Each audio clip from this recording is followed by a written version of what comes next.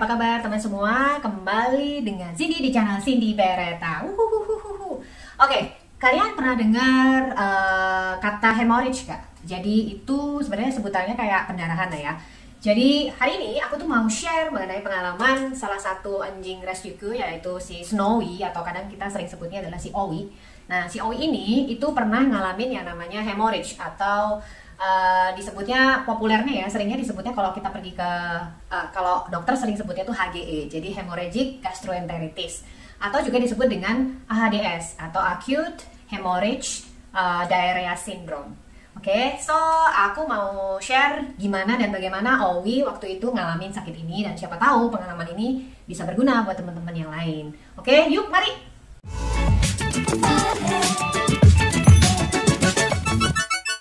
HGE ini adalah sindrom di mana ditandai dengan anabul kita itu muntah dan diare, pupnya itu ada darahnya. Dan ini bisa kejadian nggak cuma di anjing ya teman-teman, tapi kucing juga bisa. Jadi dari keterangan dokter yang waktu itu periksa si Owi dan juga literatur atau artikel-artikel yang banyak aku baca ya teman-teman, penyebab pasti dari HGE itu bukan sesuatu yang bisa kita tunjuk. Oh, pasti karena ini nih penyebabnya. Nggak bisa kayak gitu. Jadi memang masih unknown lah. HGE ini sendiri itu munculnya without warning atau tiba-tiba, makanya disebutnya acute hemorrhage diarrhea syndrome. Jadi kayak nggak tahu kenapa, tapi tiba-tiba kejadian kok pupnya tiba-tiba ada darahnya ya, atau dia muntah tapi ada titik-titik darahnya gitu. Namun dokternya Owi waktu itu menjelaskan bahwa mungkin ada beberapa faktor yang mungkin bisa men-trigger terjadinya HGE ini pada anabul kita. Untuk khusus kasusnya Owi, dia itu diduga bahwa tubuhnya itu tidak bisa memproses makanan-makanan yang tinggi lemak. Jadi mungkin ada sedikit gangguan di pankreasnya, sehingga dia juga nggak bisa memproses makanan yang tinggi lemak. Jadi memang si Owi itu kadang-kadang kita kasih cemilan ya, kayak roti tawar gitulah. Itu makanan-makanan manusia yang memang mungkin sebenarnya dia sendiri nggak bisa memproses di dalam perutnya dia. Dan selain itu, setelah aku cek di dog foodnya si Owi ini, kadar ingredientnya itu kadar lemaknya itu lumayan tinggi. Jadi mungkin ini diduga adalah penyebab dari Owi kena HGE. Dan HGE ini aku baca di beberapa artikel atau literatur ya teman-teman, itu dikatakan bahwa ada tipe-tipe breed tertentu yang memang cenderung lebih gampang untuk terkena HGE dibanding jenis breed yang lain. Jadi misal breed-breed itu yang aku baca ada kayak Schnauzer, Yorkshire Terrier, kemudian ada juga Poodle, kemudian juga Mini Pincer ya. Jadi, nah kebetulan anjingku ini kan aku rescue, aku nggak tahu breednya apa, tapi dokter bilang mungkin ini mixed terrier jenisnya. Tapi bukan berarti nggak bisa nyerang jenis yang lain, mungkin bisa dari segala umur itu bisa kena. Yang Owi waktu itu tiba-tiba aja pada suatu pagi waktu abis bangun tuh aku kok denger di dekatnya, kan aku tidur sama dia ya. Jadi di dekatnya dia itu perutnya aku bisa dengar dengan jelas bunyinya kayak kalau kita kelaparan nih teman-teman. Jadi kayak gini nih. Jadi bunyinya kenceng banget di perutnya dia. Terus dia tuh setelah itu dia nggak mau makan. Jadi aku kasih makan dia nggak mau. Kemudian juga dia kelihatan agak banyak lebih diam daripada aktivitas yang normalnya kan dia lumayan lincah. Nah ini agak diam. Jadi siangnya kita kasih makan dia ogah-ogahan, tapi malam kita coba kasih makan masih mau tapi dikit. Lalu besok paginya masih bunyi-bunyi. Nah abis itu kan pupnya itu udah mulai lemas dan kemudian ada muntah. Awalnya aku nggak tahu kalau dia sakit HGE. Jadi as usual kalau misalnya aku ngalamin yang kayak gitu juga sama kan di video-video saya sebelumnya teman-teman. Jadi kalau misalnya nggak mau makan atau ada muntah, biasanya yang nomor satu aku akan lihat pantau kondisinya dulu. Jadi kalau misalnya itu aku coba untuk kasih makan dalam jumlah yang kecil-kecil lah, nggak langsung banyak. Terus kemudian aku coba kasih kayak probiotik gitu. Jadi untuk membantu pencernaannya dia ya, supaya sambil dipantau gimana dengan muntahnya dan pupnya itu kayak apa gitu. Nah selang beberapa hari kemudian, jadi itu nggak langsung beberapa hari kemudian, jadi dia makannya masih on and off gitu lah. Tapi kalau udah pasti kalau dia perutnya bunyi-bunyi paginya, dia pasti udah nggak mau makan. Ya ini kejadian itu berlangsung nggak cuma satu hari, jadi beberapa hari sampai semingguan on and off kayak gitu. Tapi pupnya teman-teman dan jadi setelah itu aku pantau terus bahwa pupnya itu aku perhatiin dan aku selalu foto. Nah fotonya tuh kayak gini dari hari ke hari, pupnya tuh lemas-lemas dan sampai satu hari itu pupnya itu ada darahnya. Dan muntah juga waktu aku lihat ada kayak titik-titik warna pinkish, jadi bukan merah kayak darah seger gitu, enggak, tapi warna agak ada pinknya sendiri. Aku curiga gitu loh, karena nggak biasanya kan ada kayak gitu. Lumayan kaget dan kenapa ya ini si Owi gitu. On and off gitu loh. Nah karena bingung, aku coba konsul sama temenku. Jadi aku tanya sama temenku yang juga dia punya ini ya asisten dokter. Jadi dia ngomong sama dokter, dok ini gimana ya si Owi. Dokternya ini yang memang nanganin Owi rescue dari sejak awal banget ya. Jadi dia tahu gitu, oh Owi jangan dikasih makan ini. Oh udah, itu semua udah aku lakuin. Terus akhirnya disarankan coba kasih enzim gitu kan. Jadi aku ada kasih enzim. Nah dikasih enzim ini berhasil. Jadi beberapa hari kemudian dia mau makan normal.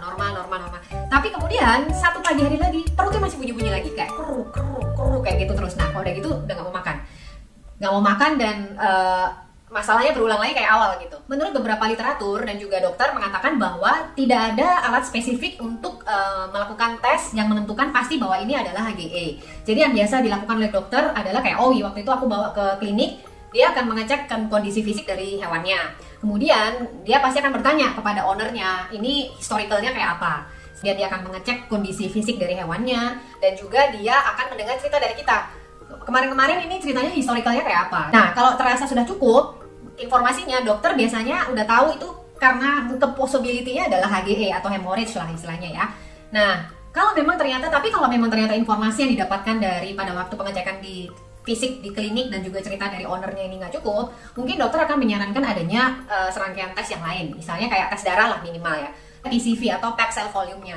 Kalau packed cell volume-nya ini di atas dari 55%, biasanya ini adalah salah satu indikator bahwa ini possibility-nya adalah kena HGE. Karena biasanya normal adalah sekitar 37% atau 37% sampai 55%. Jadi kalau di atas itu biasanya indikasi ini kena HGE gitu. X-ray, tes koagulasi atau tes tinjanya, USG dan endoskopi usus. Sebenarnya ini semua dilakukan caranya untuk hanya ingin menentukan bahwa ini penyebabnya apa gitu. Atau bisa juga gejalanya pup, darah atau muntah tapi belum tentu HGE. Bisa juga karena ada underlying issue lainnya.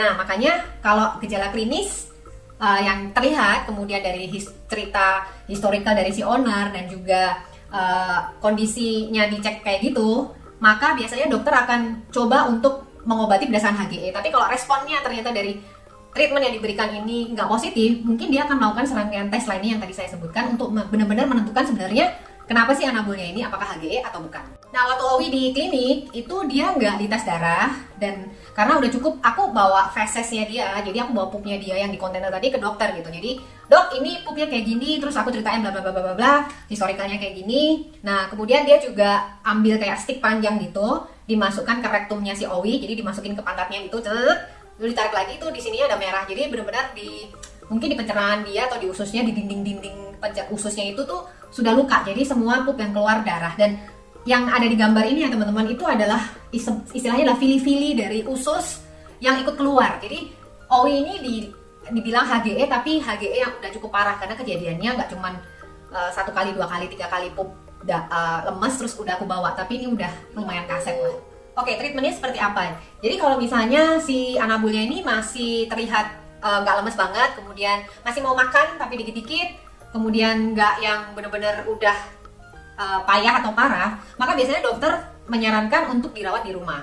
Tapi kalau sebaliknya udah sangat lemes, terus tidak bisa bergerak, terus tidak mau makan dan minum sama sekali, dan muntah pupnya terus menerus, maka biasanya dokter akan menyarankan untuk rawat inap. Untuk si Owi waktu itu karena dinilai bahwa si Owi ini masih cukup berenergi dan gak lemes ya kelihatannya, jadi masih bisa ya cukup lincah, tapi pupnya darah gitu aja. Jadi dokter memutuskan bahwa ini nggak usah dirawat, Cindy bisa rawat sendiri di rumah. Tapi treatmentnya adalah ini, yaitu dia harus puasa 3 kali 24 jam. Jadi 3 hari berturut-turut si Owi ini puasa. Puasanya bukan cuma makan teman-teman, tapi juga nggak makan dan nggak minum.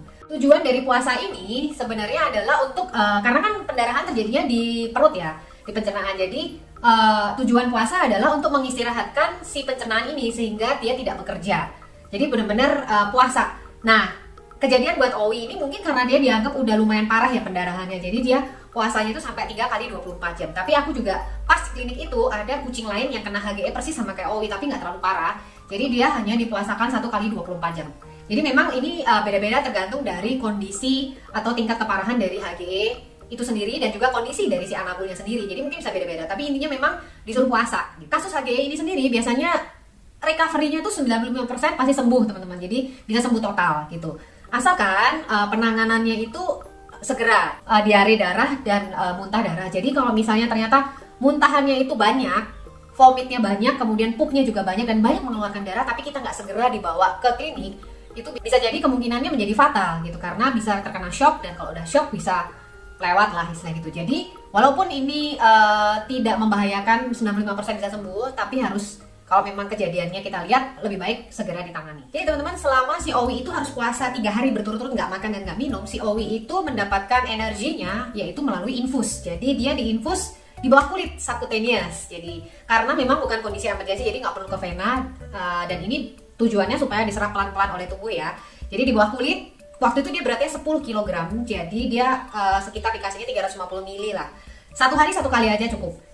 Dan selebihnya tuh mungkin dia dikasih sama dokter injek juga antibiotik ya, supaya menghindari adanya secondary infection dari bakteria yang mungkin bisa karena kan dia lagi lemah gitu, kondisinya nggak fit lah gitu kan, jadi dikasih antibiotik. Jadi selama 3 hari itu dia diinjeksi 1 hari 1 kali aja 350 ml teman-teman. Nah selama 3 hari itu kita pantau, itu ternyata puji Tuhan alhamdulillah itu dia nggak diare, jadi nggak lemes, jadi pupnya itu udah mulai berbentuk lah, dan juga dia pipisnya normal gitu. Jadi bener-bener ajaib. Itu dia, makanya teman-teman kalau muntah atau diare, kemungkinan kalau potensinya ada HGE itu dipuasain. Jadi kuncinya itu harus puasa sehingga luka-luka di perutnya itu bisa sembuh. Jadi kalau misalnya nggak muntah dan ini ya kita lanjutin lagi, hari kedua kita infus lagi dan hari ketiga kita infus ya teman-teman. Waktu puasa itu 3 kali 24 jam itu sesuatu yang lama ya, karena Owi itu termasuk Anya yang rakus sama makanan. Jadi kadang dia kasih mukanya tuh malas banget, sehingga kita pengen kasih dia makanan karena kasihan gitu. 3 hari nggak makan sama sekali, nggak ada makanan yang masuk mulutnya, tapi sebenarnya dia lapar tapi nggak boleh makan gitu loh. Jadi teman-teman tipsnya kalau dia puasa jangan disuruh puasa, bener-bener puasa misalnya nggak makan dan minum, bener-bener jangan dikasih makan dan minum, karena sebenarnya dengan diinfus di bawah kulit itu dia udah cukup mendapatkan cairan pengganti tubuh atau ya energinya dari situlah gitu, elektrolit dalam cairan itu. Jadi jangan lemah hati terus nggak tega terus kita kasih cemilan. Jadi benar-benar kalau puasa disuruh 1 hari ya 1 hari, 2 hari ya 2 hari, 3 hari ya 3 hari. Atau mungkin kalau misalnya ternyata masih ini hari keempat ya tetap asal jangan lupa untuk tetap diinfus ya, infus lagi. Lewat 3 hari, jadi kita mulai kasih dia makanan. Kita mulai kasih Owi makanan itu pertama kita kasih wet food. Jadi supaya pencernaannya ini di perutnya kan habis luka ya, kita kasih makannya adalah wet food dan yang khusus untuk gastro, jadi untuk sakit gastro. Karena dan itu aku ubah ya, karena makanan dia yang sebelumnya itu lemaknya ternyata tinggi banget. Jadi aku sekarang saya ubah makanannya, aku ganti dengan makanan yang kadar lemaknya lebih rendah gitu. Dan selama 1 hari, kayaknya seminggu 2 mingguan itu kita kasih wet food.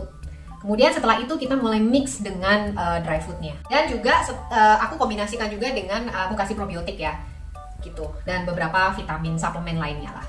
Nah HGE ini pencegahannya gimana? Seperti yang kita tadi jelaskan ya, bahwa HGE itu sebenarnya kan penyebabnya masih susah untuk ditentukan dengan pasti, oh ini penyebabnya. Maka untuk pencegahannya kita juga agak sulit menentukan secara spesifik dicegahnya harus seperti apa.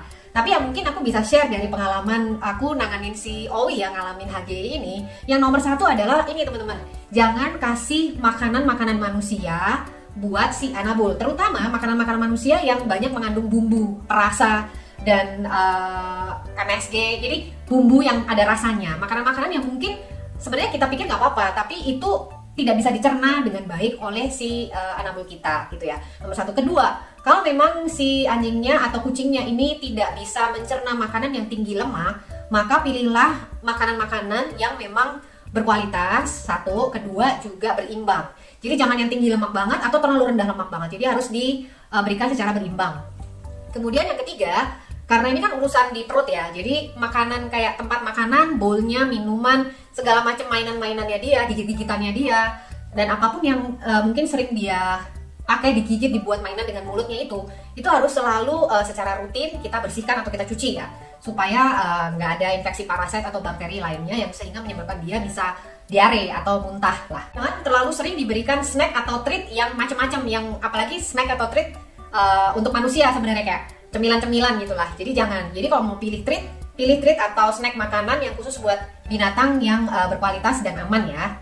Alright, itu semua ya teman-teman, tidak menakutkan, tapi sebenarnya pada waktu kejadian cukup merepotkan ya, karena memang harus dipuasain dan lain sebagainya. Jadi lebih baik kalau bisa tahu ya dicegah gitu.